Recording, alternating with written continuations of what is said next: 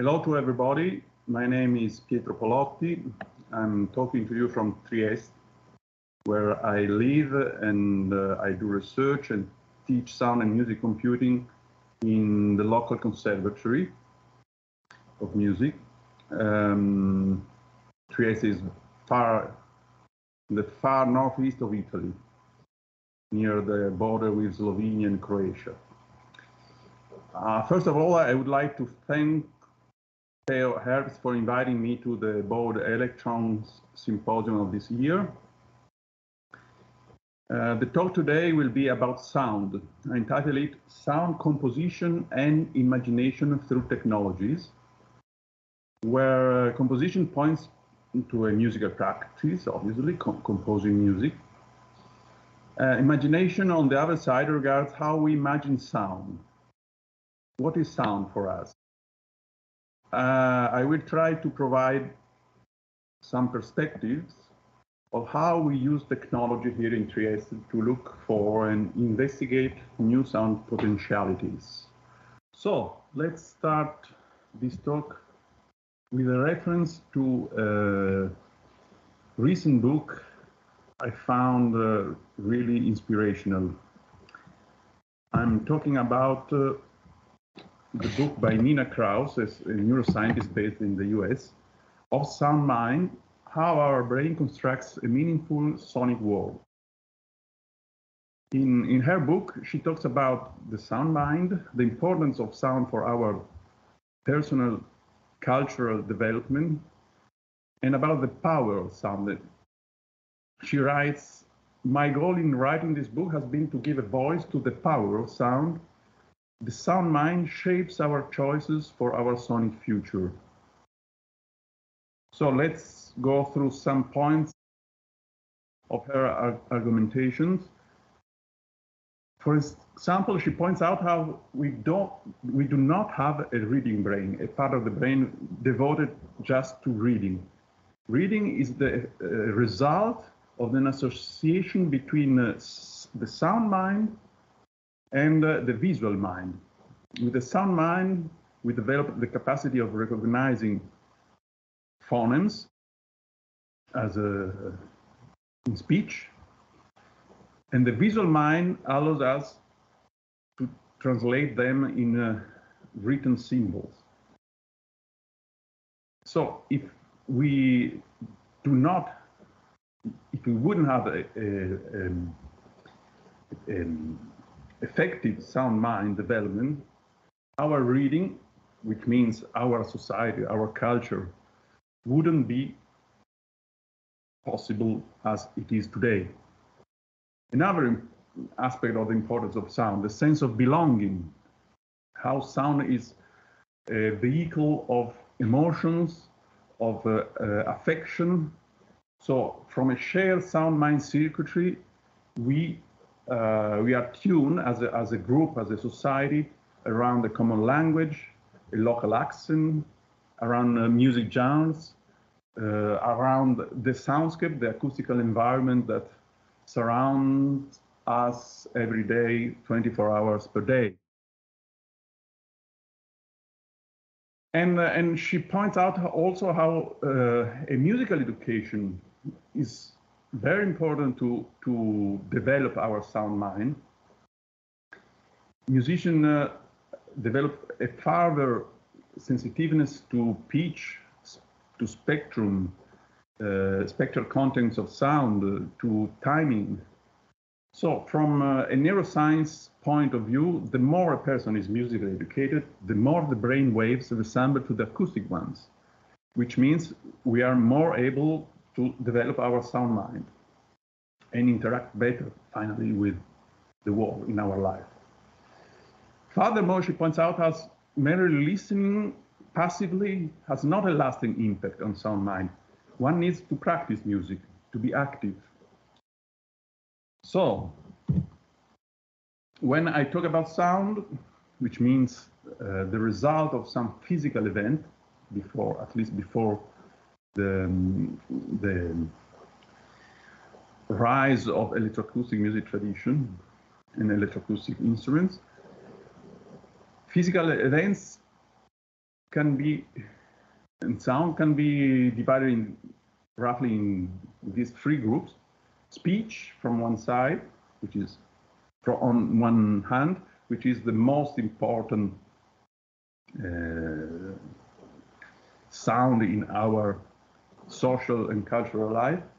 Music, we know what we talk about. And third, last but not least, the soundscape, which means the acoustical environment in which we live, as conceived by Murray Schafer and his group in Canada during the 70s of the last century. And this part is very important. And I appreciate this question posed by Nina Kraus. How much are we willing to pay for a better sound aesthetics out of the musical context, apart from music? So how much do we care about the acoustical environment in which we live? Another inspirational reference I would like to mention, and to provide a kind of framework of what I mean here in this talk, is this one, an older one by Ian Rawlinson for an interactive art. The field is completely different. It's urban sciences, so urban regeneration. In this case, they talk about public art, monuments, which means sculptures, visual arts, which has clearly a goal. It's not something that is just art, pure art, in the sense, for example, of what Immanuel Kant says in his philosophy. And Rawlinson says that we reject the Kant's metaphysics and the idea that the art lacks utility. The public sculpture rejects the idea of the universality of art. Kant said that art was without utility in a positive sense for him. And in that sense, music was the highest, the purest of the art, because music does not mean anything. In my case, also, I would like to think rather about sound and music as something that is extraordinarily beautiful, but not useless, but has some importance in some function, also in culture and social, from a cultural and social point of view, but however, some goal. Let's now go into the specific topics of the talk. The first point is about method. We talk about relationships between sonification in interaction design and electroacoustic music. They share similar sound creation and processing techniques when they use what is commonly and generically labeled as sound design. We will see what I mean. And the other point is some examples. We talk about the project that we developed in Trieste concerning gesture sonification. And if possible, I will illustrate some projects by the students of our school. So, as I said, in the electronic music classes, when we teach electroacoustic practices, we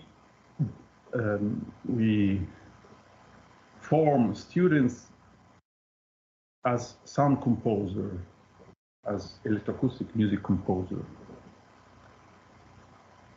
But is it possible to use this expertise also in order to match specific functional and aesthetic requirements in some design perspective, which means finally in industrial design.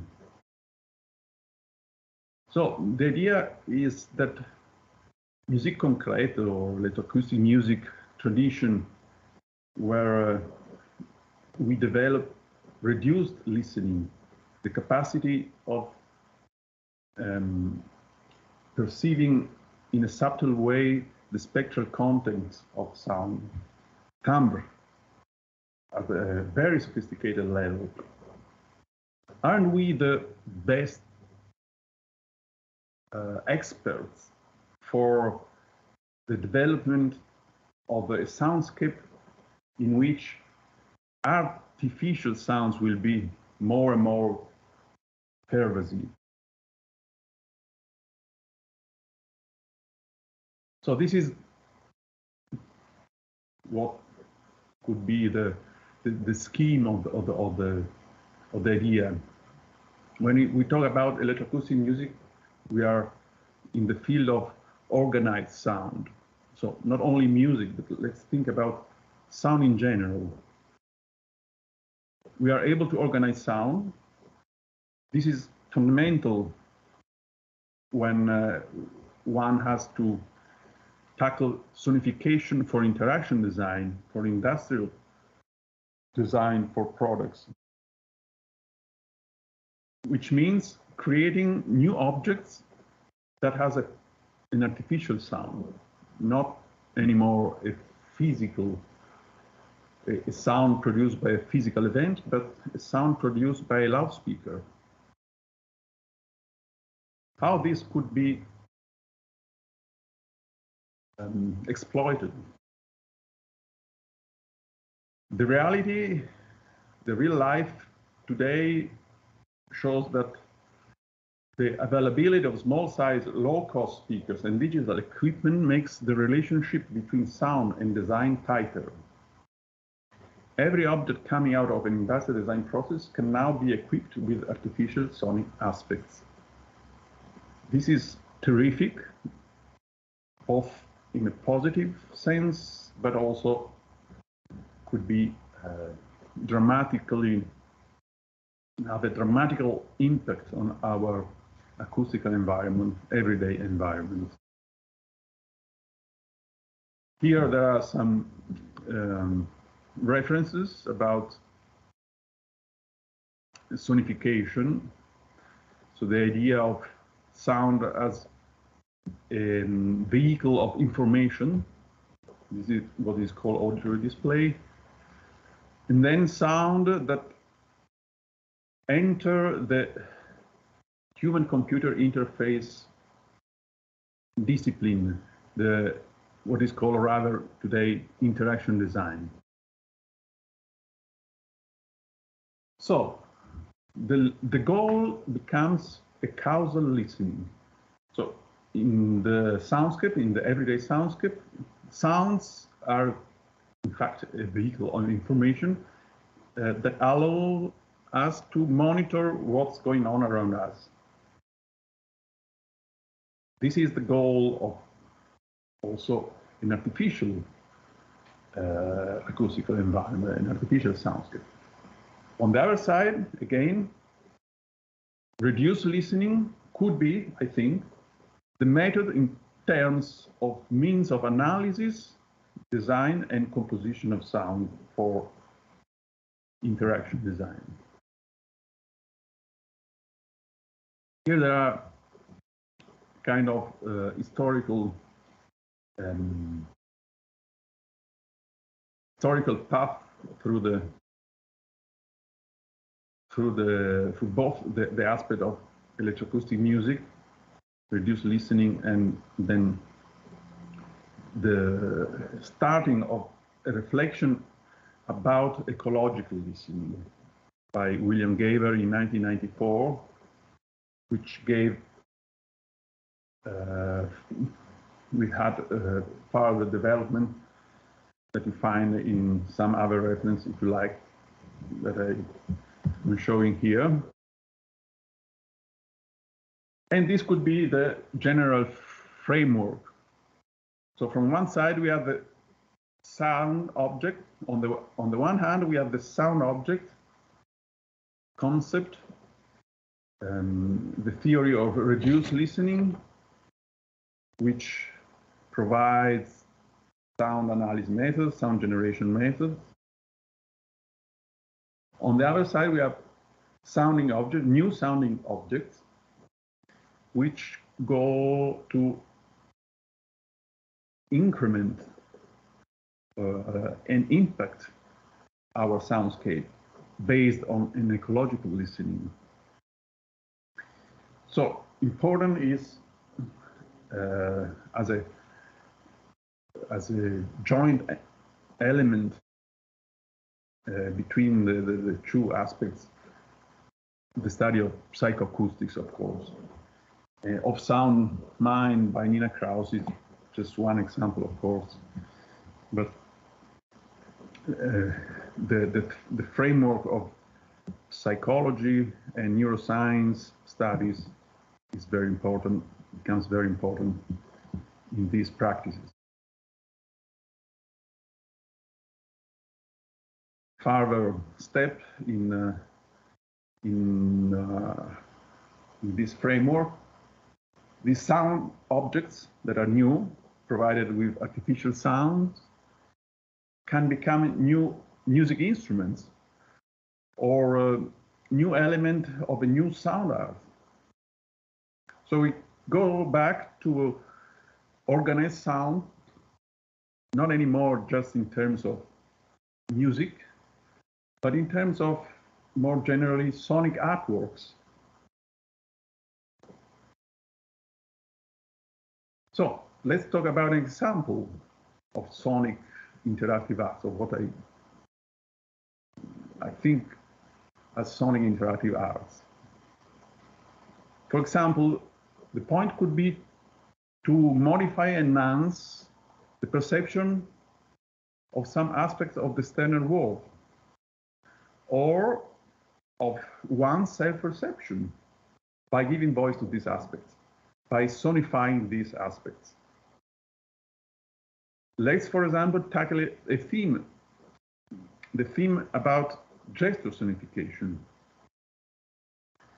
This is what the project Elementary Gestalt for Gesture Sonification, that is X, will deal about, or let's say dealt about. So about this theme, I'd like to mention another reference, the work by David Rothby, a Canadian artist, who worked on sound and interaction already in the 80s, in the last centuries. The very first work was Reflections, 1982, where he used cameras that detected the movement of the performer or dancer and transformed this movement in sound control.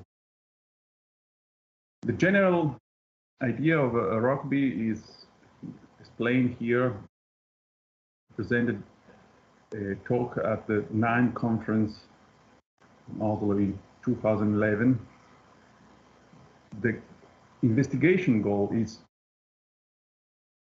to try to understand what happens when we place our bodies at the conjunctions of physical and digital spaces. Rockby considers this hybrid space as one of the fundamental features in our digital culture. He talks about kind of external loop of consciousness. So here again rises a functional issue of art. I will show you a little excerpt of the first video.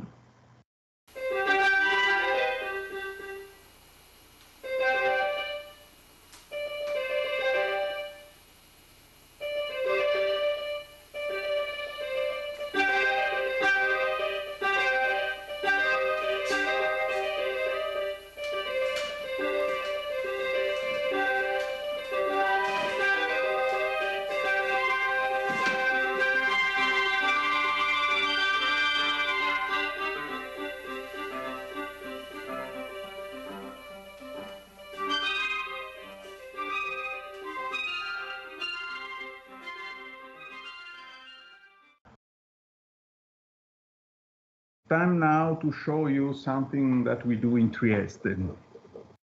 Here there is a project that lasted for a number of years. I already mentioned it, elementary gestalts for Gestus unification X. Here there are a list of some of the works we implemented. We will not be able to go through all of them, but I will give you some details of some of them in order to let you know what was our aims. For example, the first work we did, entitled Zwischenbreak, was an interactive dance performance. So we were a trio, let's say. Me, my colleague Maurizio Goina, another electronic musician, and Sarah Taylor, a professional dancer, British dancer based in Trieste. In the spirit of the project, the performer, the dancer, does neither follow a musical piece nor control the execution of a musical piece, nor generate any music by her movement.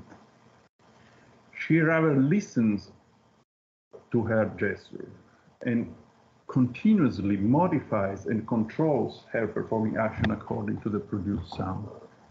So the sound becomes a representation of her movement, a sonic consequence, and a continuous feedback in an active sense, in no way external to the gesture itself. So the sound can be also conceived as an enhancement of someone's proprioception, in this case, of the performance proprioception. From the other side of the stage, the audience does not only watch a piece of choreography, but also listen to it.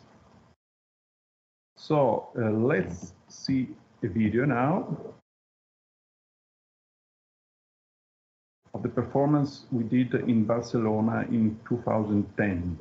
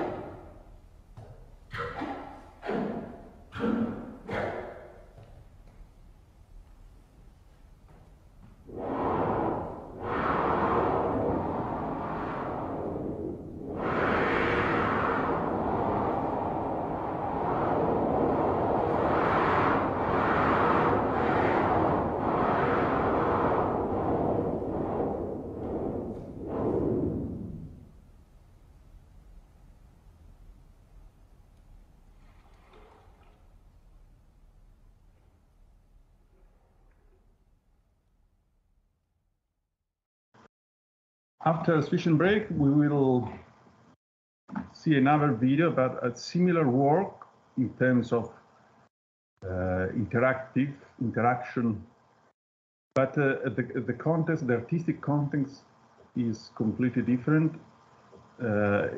It's something concerning modern circus, and the performance was executed in Stockholm, in Sweden. I was not involved in that work, but my colleague Maurizio Goina was, for what concerns gesture unification.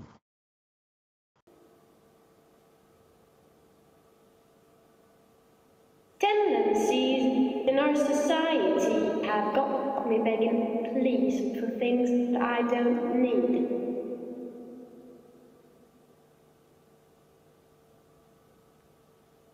Because of this, I'm now resigning, but the chance of that is low, because I don't know offices at.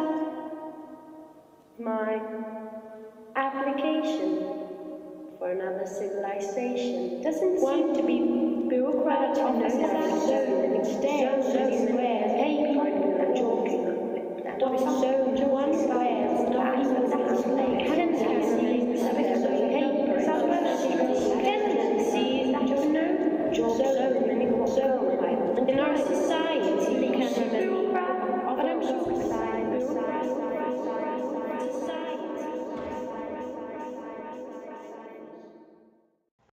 Let's switch now to a completely different artwork. This is a public interactive installation entitled Visual Sonic in Action. The idea here was to provide visitors with the interactive system and let them discover and explore their own gesture expressivity through an audiovisual feedback representing their movements. The idea was to provide them with a sort of interactive mirror where one can watch and listen to her or his own gesture. And this was the setup. So the visitor had a spray torch, a light actually, in the hand, with which he or she could paint on the wall, actually on a video projection. The video camera on the top of the wall was the sensor, the eye of the computer detecting the movement. The visitor was isolated from an acoustical point of view by means of wireless headphones, so he was not disturbed by the surrounding noises, and he could be immersed in his or her own performance. There were some other devices that allowed also to change the graphics and to save the final result of what we could call an audiovisual auto-portrait, self-portrait. So let's see the video.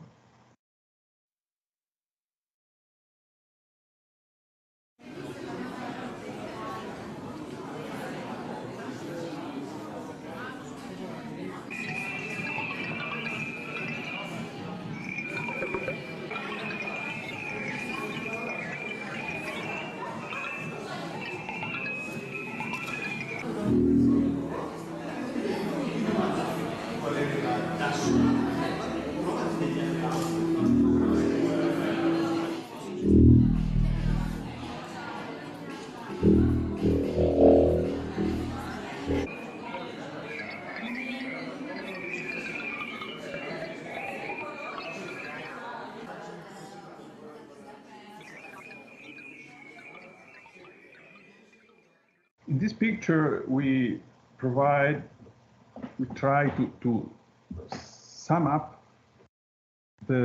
all the results coming out from the X project. So starting from the idea of reaching an organic version of gesture and sound, where gesture and sound are strictly joined by means of interactive technologies. We tried to explore different scenarios, one more artistic, one the context of non-professional dance, one rather, we say, pseudo-artistic or public art, and the fourth more concerning everyday context and behavior. More specifically, we saw an excerpt of the video from Swish and Break, an excerpt from the performance from the Modern Circus. So this was what we meant as artistic context. We didn't see the cases of non-professional dancer where we tested the possibility of using the system in a disco club scenario. But you can see the videos on our website. We saw Visual Sonic in action in one of its versions, and the fourth scenario was the application of the system to the sonification of the gait, of the walking style, let's say, in a normal environment, everyday environment. Also here we represent how important was the test phase in our production. The test that could be a discussion with the performers, me and Maurizio Goina with the acrobats, critics by peers, the audience feedback, audio and video documentation, and also user-free comments in case of a scenario of 3 and 4, where visitors, the audience was involved actively into the performances, into the use of the interactive system. The final result of the project, if you like, if you are interested, are published on a journal online. Here is the reference, and all the video and documentation is contained in this website. Finally, I would like to show what we do in the school in terms of teaching concerning sonic interaction design and interactive sonification. So here there are some projects by the students during the years. The first two here are something that I would classify as sound composition for interaction. The first one is nice project by, it's not an original project. The idea was come to Marco Laurenti from some previous project by other artists to use plexiglass wheels with regular holes that allows kind of flashing of the light, which detected by a light sensor, a photoresistor, for example, can create a sort of square waves, and so can create sound. We'll see this first a video from this first work. The other one, Vexation, la série by Adriano Castaldini, is also a project of sound processing, some, let's say, composition for auditory display in an artistic context, where he reinterpreted Vexation by Eric Satie as a body interactive performance, sonifying the stress he has while playing Vexation for 24 hours. Actually, he did the performance split into 3 days, 8 hours per day. So the video, the link to the video, if you are interested, is here. But we will see this short excerpt of Photosonic Wheel by Marco Laurenti.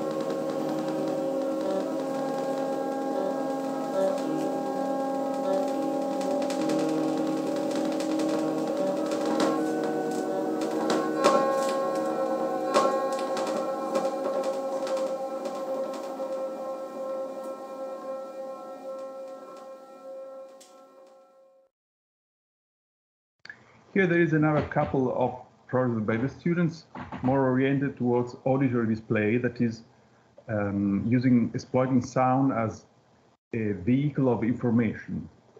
The first work by Mattia Piani concerns the sonification of seismic data captured directly from the geophysical station displaced in our region. And the other one, Seahound, concerns the use of sound to orient a boat automatically, a boat that is looking for pollution into the sea. So according to a system based on chemical sensor. You have the link to the video here. We will see an excerpt for the first one.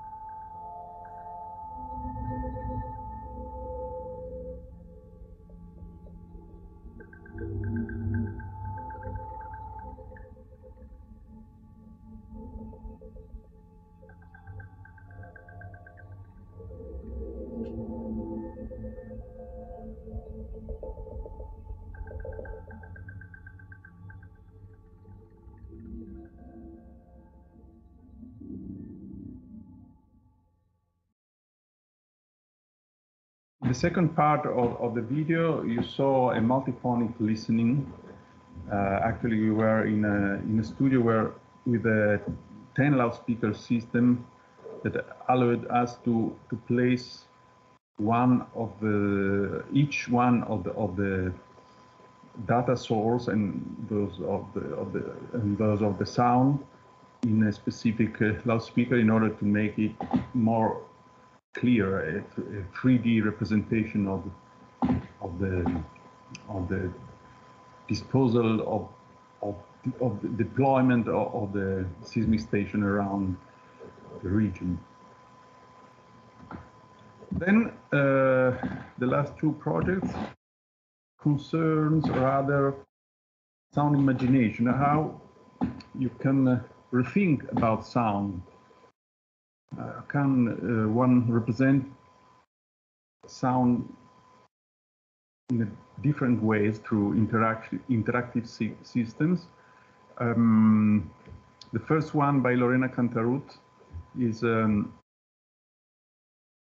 system based on a robot that reacts to sound. And the second one, Schlieren by Alessandro Balli, it's a sound representation based on a physical effect, the Schlieren effect. And so the work he did does not involve any digital electronic technology. It's actually a pure physical experiment,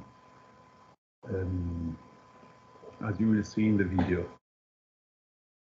Let's go first with the first work, list 10.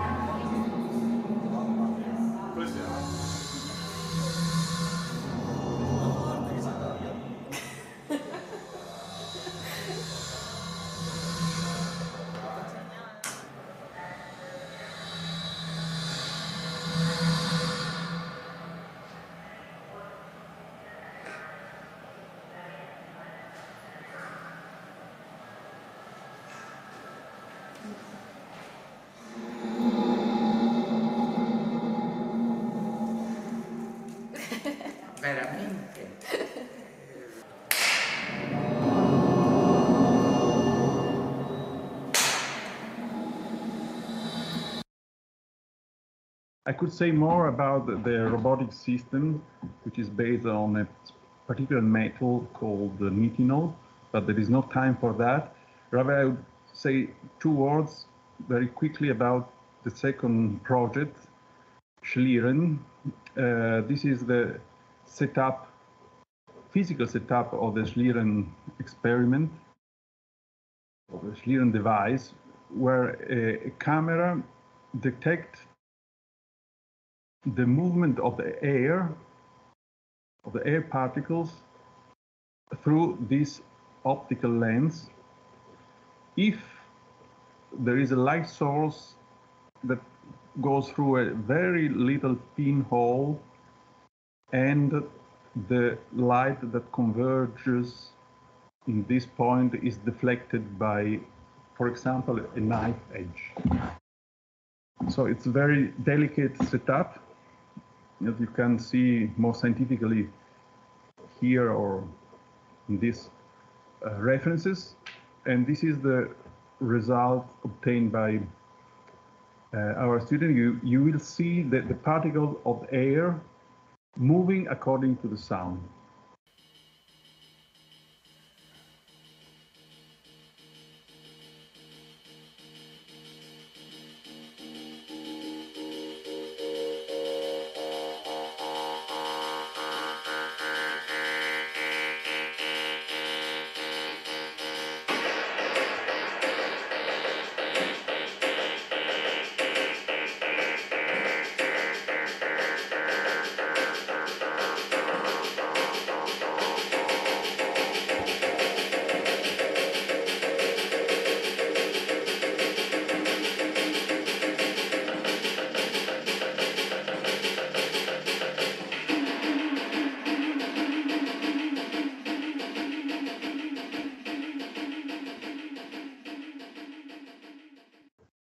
Well, this was the end of my talk.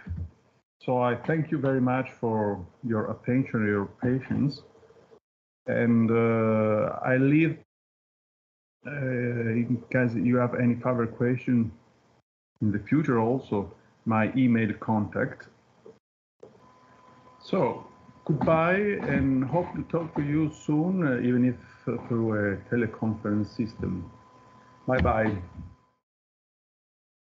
Pietro, thank you so much for a fantastic window on 10 years, more than 10 years of work. You have been involved in this field for quite a period. Is that correct? Yeah, it is correct. Actually, the idea started from a work I did with the University of Venice around sound design for industrial products in a strict sense. In the slide I put in the common drive, you'll find also some slides and some references to another work, a sonified dining table, which was strictly in terms of industrial product and didn't have any artistic aim. But there was no time to talk about that. We will in future definitely make time. You can be sure of that. I have 2 general questions. I don't spot any questions in the chat. So if you would bear with me, and I just put 1 or 2 simple questions. Sure. In the beginning of your keynote, you discussed sound, the keyword sound, a lot, setting the stage, so to speak, working on definitions, etc. I'm interested to know about your experience of how young people, students, perceive sound in terms of quality, in terms of the potential that sound has to compose music outside of the popular domain. What is your impression? My impression is that they are becoming more and more attentive to that aspect. Both our students, first of all, because we educate them exactly in that direction. Right. But also we see that people coming from a non-musical background or a non-educated musical background are very more and more attentive to the quality of sound. Oh, I like that sound. Oh, listen how it sounds good, how it sounds smart, exciting. Yeah, I think definitely there is not only in our schools but common life in the whole society, raising of the attention to the quality of the sound. I mean, it's still a long way. Yes. But maybe the young people are, well, maybe our generation, because we are experts and we work in that field, but generally it's incredible how people are deaf to Right. some Right. quality. Right. But a new generation, I think it's a possibility also. They also just people playing with video games, interactive video games. Oh, the sound was so exciting, so well designed, and this and that. I find the point very important because on the one hand, one has technological means to very easily access pre-processed sample libraries that sound excellently for a specific purpose, for say a popular music style, etc.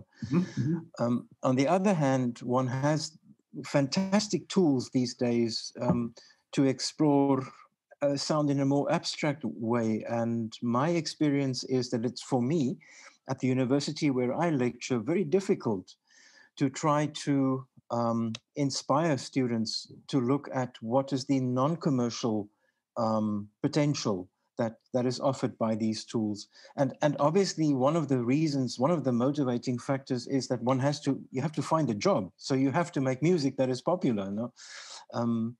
But at the same time, I think we live in very exciting times because of these tool sets that we have available. Yeah, in the years of my, but not only mine, but we are five member staff teaching electronic music. We try to find compromises. I mean, to use tools that are, yes, very popular. One is MaxMSP, which can be also PD, pure data. Sure. Another could be wave editors as Audible Vision, that could be Audacity, which are also can be also considered as popular tools, used also in DJ sets. I mean, why not? But on the other side, they can be developed in. So it works. I mean, they accept that, and actually we impose that. They say now we have to do work with MaxMSP, Audible Vision, and some of my colleagues also succeed in letting them using Super Collider. Yeah. So, and maybe not in the first year, maybe in the third year, and in the later years. And finally, at that point, they appreciated very much the possibility, like coding and the freedom of the written of line coding as Super Collider is. Right. And that is actually a very useful link to my other question, which concerns not sound but notation. Do you think there is place for developing extended notation for abstract musical projects such as the projects that you are involved in, or do you think it drags down the creativity, it dampens the creativity? Well, in that sense, we adopted just the philosophy of GRM, the Club de Recherche Musicale in Paris, where they produce listening scores. So after the creation. And we ask the students to produce, in some courses, to produce also listening scores, or sometimes using a cosmograph, which is this free tool by the GRM. Yes, we do that. We try to develop the sound imagination, because also through that kind of experiences, but not in terms of pre-writing as a traditional composer, and then the composition usually is directly records or synthesize sound, and then use a web editor. Right. We also teach, not me, another colleague teach algorithmic composition course. So in that case, they have to build an algorithm, typically in Max MSP, or Super Collider, where they produce a system which generates the. This is also possible. But also in this case, there is a general hint, a general path to follow, a general idea, but not a precise notation. Yes. Pietro, it's been incredible to speak with you after so many years. That was very nice. You found me a bit more white hair. No. It's after all 2 years of COVID. Here was it's been interesting times. Thank you 1,000 times, and I do hope we can speak very soon. Yeah, sure. Now also the Zoom.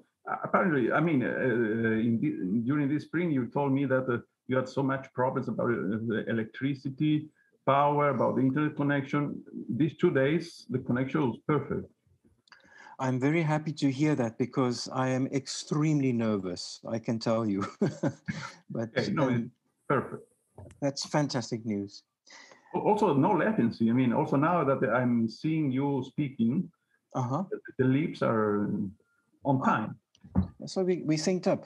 Well, that is thanks to the technical people behind the scenes. They're keeping me, basically on track here. But no, the country is going to be fine. We will sort out everything, and soon it will be upward tendency. So we will get there. No? Okay. Thank you. Okay. Thank you to you, and keep in touch. Yeah. Bye.